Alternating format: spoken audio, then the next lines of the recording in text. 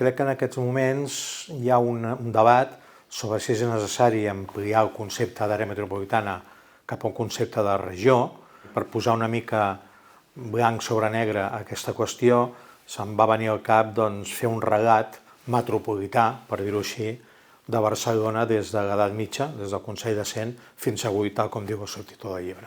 M'agrada molt parlar del que va significar el Consell de Cent, perquè el Consell de Cent va ser un govern municipal revolucionari en el seu dia, que va posar Barcelona en el mapa del Mediterrani del món, no només per aquest model de governança, sinó per instruments com el Consolat de Mar o la taula de canvi, que van ser absolutament innovadors. Necessitem una Barcelona regional metropolitana de més de 5 milions d'habitants, perquè és el que ens dona dimensió per competir en el món de l'economia globalitzada. La Barcelona metropolitana avui dia ja està preparada per competir en aquest món globalitzat.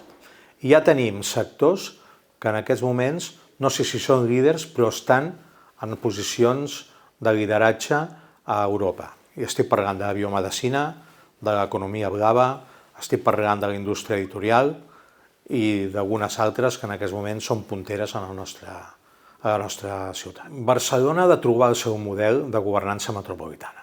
I ho té més difícil que ciutats com Madrid, que és una de les nostres grans competidores, i no només per l'economia, sinó també en el futbol. Madrid, al final, ha resolt la seva governança perquè és una comunitat uniprovincial, molt urbana, i qui fa la governança metropolitana és en realitat la Comunitat de Madrid. Tothom està mirant què està passant a Londres.